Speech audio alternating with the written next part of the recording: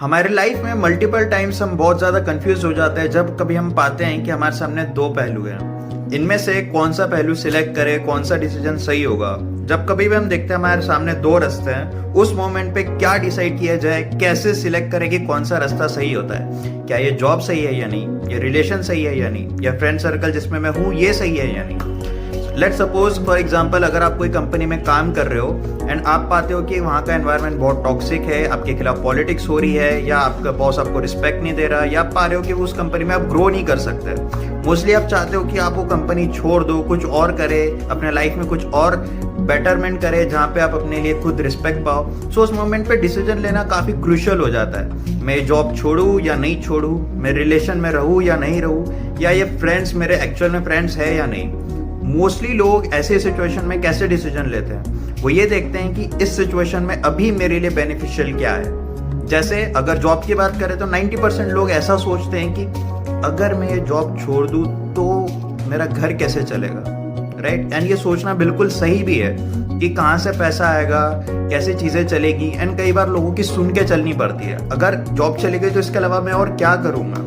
So mostly क्या होता है, ऐसी सिचुएशन में हम डिसीजंस उस बेसिस पे लेते हैं जो हमारे लिए उस मोमेंट पे सही दिखता है। एंड लाइफ में हर चीज़ ऐसे चलती ही रहती है, हम कई बार लाइफ में सही भी रहते हैं, बट अगर आप ध्यान से गौर करोगे तो मोस्टली लाइफ हमारी कैसी ग्रो करती है, बहुत स्लोली। हम डिसीजन तो ले लेते हैं ये सोच करके कि इसमें हमारे लिए अच्छा क्या है, बट उस डिसीजन के साथ हमें और क्या चीज़ें मिलती है वो हम कभी नहीं सोचते।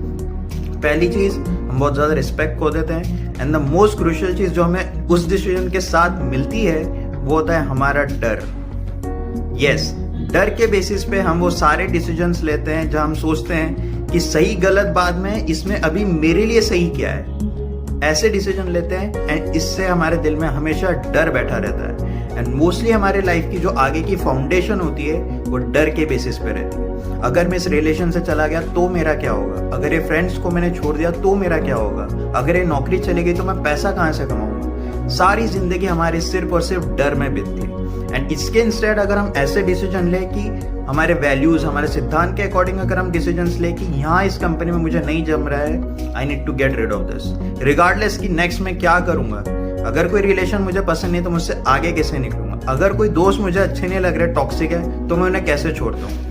ये मोस्टली साउंड करता है कि ये सेल्फिश डिसीजन है, बट मोस्टली जो हम डिसीजन डर के बेसिस पे लेते हैं वो सेल्फिश होता है। सो जहाँ कभी भी आप ऐसे डिसीजन लोगे ये देख करके कि इस मोमेंट पे सही करना क्या जरूरी है, हो सकता है कि उस मोमेंट पे आप बहुत सारी चीजें लूज करें, आपका रिलेशन, आपके फ्रेंड्स, आपकी job, but one thing that you will get as a reward is your करेज।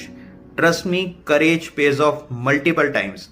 जब कभी भी आप पाओगे कि आपने ये चीज एक्वायर कर ली विच इज करेज, जो 95% लोगों के पास लाइफ टाइम तक नहीं आएगा, you will see a ton of opportunities ahead of you waiting for you to let you become great in your life. उस मोमेंट पे डिसाइड करना बहुत ज्यादा क्रूशियल होता है कि आप डर से डिसीजन ले रहे हो या हिम्मत से डिसीजन ले रहे हो। And trust me, more than 90% people will take decisions out of fear. Only few people will have the courage to take decision and do something which is not only right for them but also doing right itself, and then their life changes. Decide whichever option you want to take in this two roads ahead of you. Either you want to take a decision out of fear, or you're gonna show up the courage and decide what's right in that moment itself. I hope that is helpful.